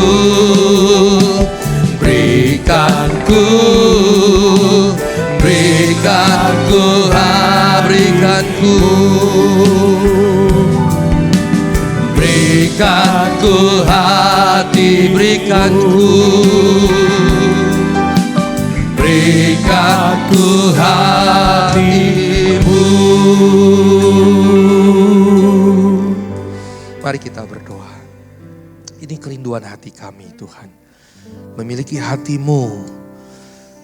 Seperti hatimu, biarlah itu menjadi hati kami. Sehingga kami boleh melihat seperti yang Engkau lihat. Kami melihat pekerjaan-pekerjaan Tuhan. Kami melihat ladang-ladang yang menguning. Kami melihat jiwa-jiwa yang membutuhkan Engkau.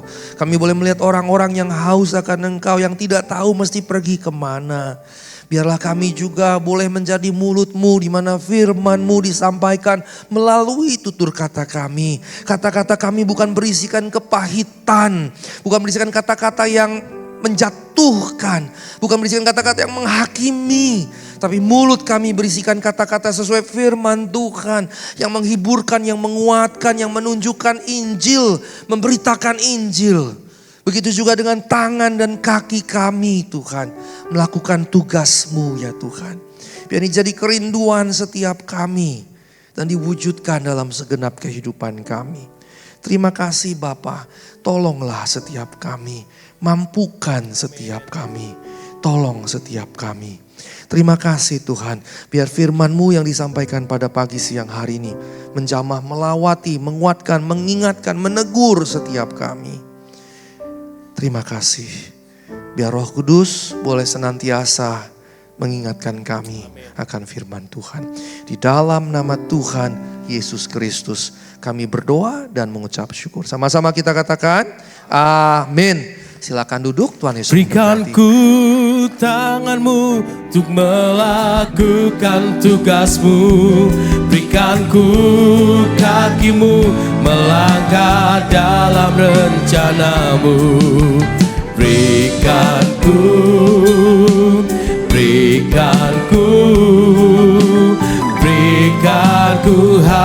hatimu. Berikan ku tanganmu untuk melakukan tugasmu. Berikan ku kakimu melangkah dalam rencanamu. Berikan ku Tuhanku, berikan ku hatimu. Kasih tepuk tangan yang meriah buat Tuhan Yesus kita, haleluya. Puji nama Tuhan, kita diberkati oleh kebenaran firman Tuhan, amin. Mari sama-sama kita melakukan firman Tuhan di dalam kehidupan setiap kita Bapak Ibu Saudara. Dan di siang hari ini kita diberikan kesempatan untuk memberikan yang terbaik bagi pekerjaan Tuhan. Mari kita mau siapkan persembahan yang terbaik di hadapan Tuhan. Kita bersatu dalam doa. Bapak, kami mengucap syukur pada hari ini Bapak. Dan sebentar kami akan membawa ucapan syukur persembahan kami Tuhan. Kami memberikan persembahan kami untuk pekerjaan-Mu Tuhan lewat gereja kami. Kami percaya Tuhan persembahan kami biarlah Tuhan Yesus bisa dipergunakan bagi hormat kemuliaan nama-Mu lewat gereja kami. Terpuji nama-Mu Tuhan, demi nama Yesus semua yang saya memberikan yang persembahan yang terbaik sama-sama katakan amin, haleluya. Selamat memberi, Tuhan Yesus memberkati.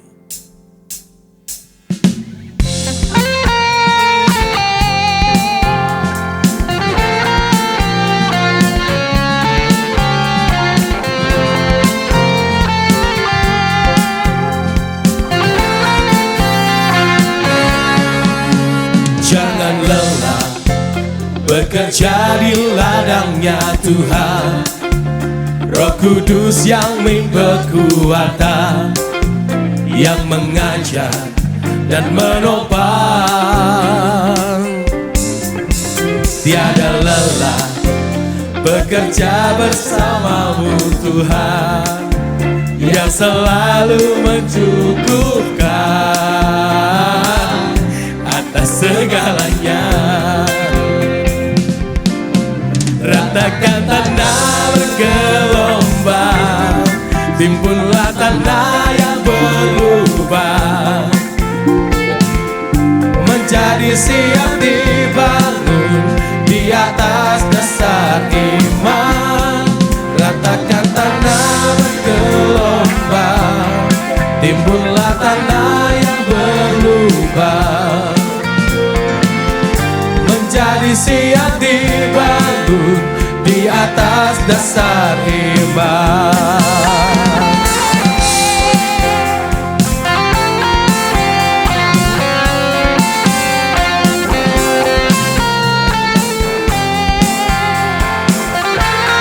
Sama-sama katakan jangan lelah.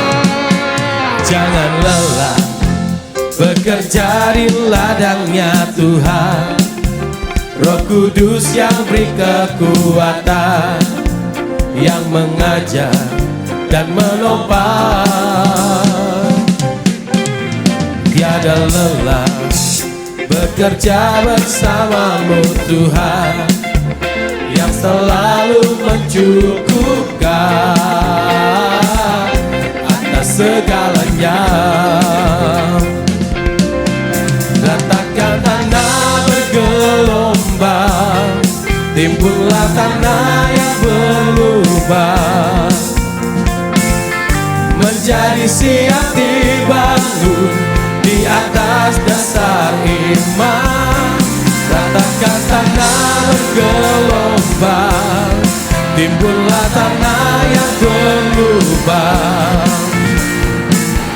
menjadi siap dibangun di atas dasar iman. Menjadi siap dibangun, menjadi siap dibangun, menjadi siap dibangun, menjadi siap dibangun di atas dasar iman.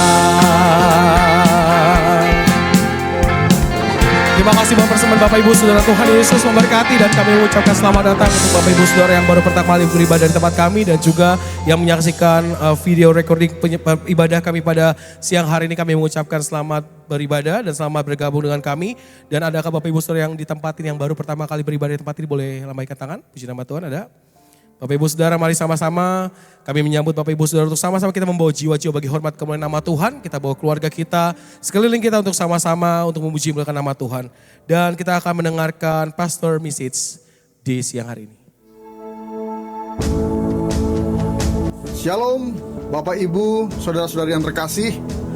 Sesuai dengan tema tahun ini di gereja kita tentang revival, saat ini saya mau berbicara mengenai revival di dalam misi ilahi. Misi yang dalam bahasa aslinya adalah Missio Dei, yang berarti pengutusan Allah yang dimulai dari Allah sendiri yang bermisi melalui pribadi Yesus Kristus dan kemudian mengutus umatnya atau gerejanya untuk melanjutkan misinya di dunia, yakni menjadi saksinya, memberitakan Injil, keselamatan, dan menjadikan semua bangsa muridnya mewujudkan kerajaan Allah melalui hidup kita. Dalam Matius 5 ayat 13 sampai 16, kamu adalah garam dunia. Jika garam itu menjadi tawar, dengan apakah ia diasinkan? Tidak ada lagi gunanya selain dibuang dan diinjak orang. Kamu adalah terang dunia. Kota yang terletak di atas gunung tidak mungkin tersembunyi. Lagi pula orang tidak menyalakan pelita lalu meletakkannya di bawah gantang, melainkan di atas kaki dian sehingga menerangi semua orang di dalam rumah itu. Demikianlah hendaknya terangmu bercahaya di depan orang, supaya mereka melihat perbuatanmu yang baik dan memuliakan Bapamu yang di sorga. Hidup untuk bermisi menekankan bahwa tujuan hidup orang percaya adalah ikut serta dalam misi Allah dengan menjadi saksinya dan memberitakan Injil, bukan hanya untuk diri sendiri, tetapi agar orang lain juga diselamatkan dan memuliakan Allah, menjangkau orang-orang yang belum percaya dengan karunia-Nya dan menjadi garam serta terang dunia melalui kehidupan sehari-hari, juga aktif melayani di semua bidang. Dasar dalam bermisi adalah firman Allah dan tindakan di dalam misi. Yang pertama adalah berdoa senantiasa. Yang kedua adalah hidup di dalam kesalehan. Yang ketiga adalah giat di dalam pelayanan, baik secara gerejawi maupun secara sosial. Yang keempat adalah mempergunakan karunia roh. Dan yang kelima adalah memberi bagi pekerjaan Tuhan. Hidup untuk bermisi adalah gaya hidup orang percaya yang diekspresikan atau diwujudkan melalui pikiran, perkataan, sikap, serta tindakan yang mencerminkan Injil dengan tujuan akhir memenangkan jiwa untuk Allah di dalam Yesus Kristus dan membuat dampak bagi kerajaan Allah di dunia ini. Mari kita terus bermisi. Tuhan menyertai kita semua.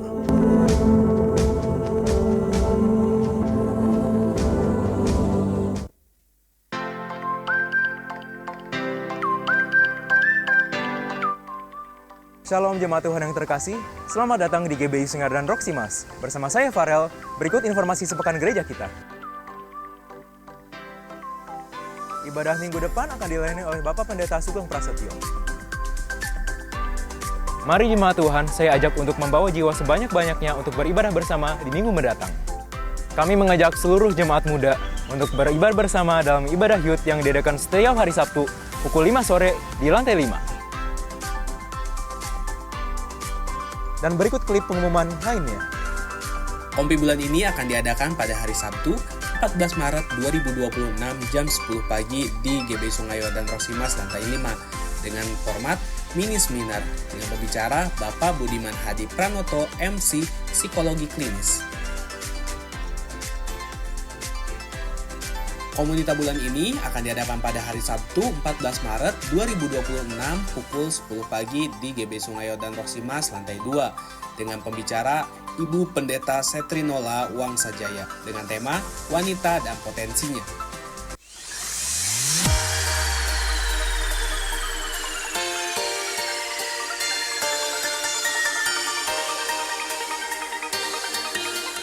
Halo Sobat Uliners, senang sekali bisa datang di dalam episode podcast perdana dan kita kedatangan bintang tamu adalah Kotomi Walk, problem UMKM di Gereja Sungai Yordan. Semua pekerjaan yang kita lakukan itu based on pertama mindset, pola pikir. Maunya usaha, berarti kan harapannya pengusaha, mindsetnya pedagang. Nah ketemu kan, sampai gereja provide seperti itu sudah luar biasa. Satu jalan yang bagus adalah pelatihan tentang konten media sosial. Artinya apa? Kita jujur pada anak-anak kita. Kadang kita sebagai pengusaha mindsetnya adalah nggak berani jujur. Kita jujur. Nah, papa ini garis terakhir. Kasih jempol kepada mereka yang berani mengakui kesalahan.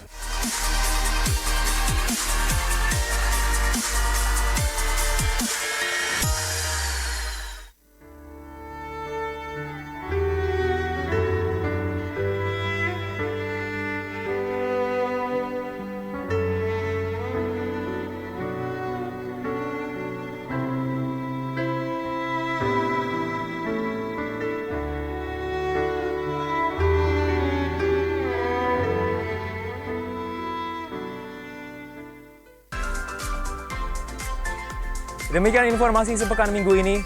Selamat hari Minggu, Tuhan Yesus memberkati.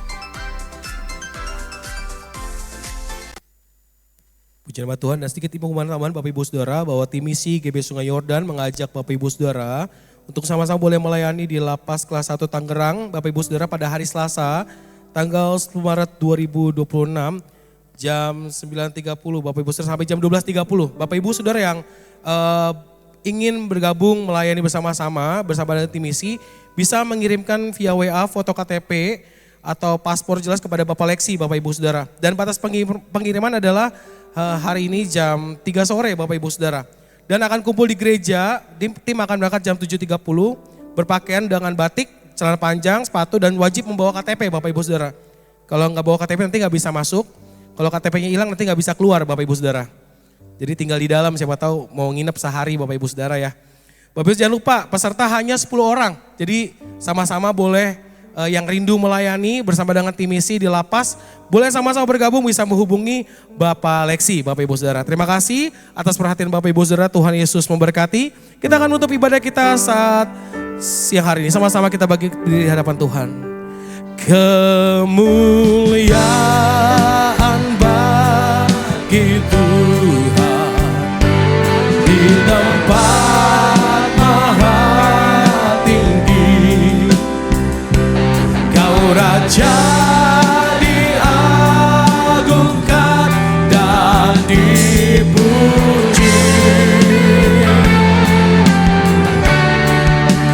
Datanglah kerajaanmu, jadilah kehendakmu. Seluruh bumi penuh kemuliaan Tuhan, seluruh bumi penuh kemuliaan. Mari kita pandang Tuhan, sekali lagi katakan sama-sama, kemuliaan bagimu, kemuliaan bagi tempat yang maha tinggi, di tempat maha tinggi, Kau Raja diagungkan dan dipuji. Kami undang Bapak Gembala, Bapak Pendeta Emmanuel Gatot Tribun. Datanglah kerajaanmu, jadilah kehendakmu. Seluruh bumi penuh kemuliaan-Mu, seluruh bumi penuh kemuliaan-Mu Tuhan. Seluruh bumi penuh kemuliaan-Mu, seluruh bumi penuh kemuliaan. Seluruh bumi penuh kemuliaan-Mu. Bapak Ibu, saudara yang terkasih, sebelum kita menerima doa berkat, mari kita sama-sama berdoa, doa yang diajarkan oleh Tuhan kita. Mari kita berdoa. Bapa kami yang ada di surga, dikuduskanlah namamu, datanglah kerajaan-Mu, jadilah kehendak-Mu di bumi seperti di surga. Berikanlah kami pada hari ini makanan kami yang secukupnya, dan ampunilah kami akan kesalahan kami, seperti kami juga mengampuni orang yang bersalah kepada kami. Dan janganlah membawa kami ke dalam pencobaan, tetapi lepaskanlah kami daripada yang jahat. Karena Engkaulah yang empunya kerajaan dan kuasa dan kemuliaan sampai selama-lamanya. Amin.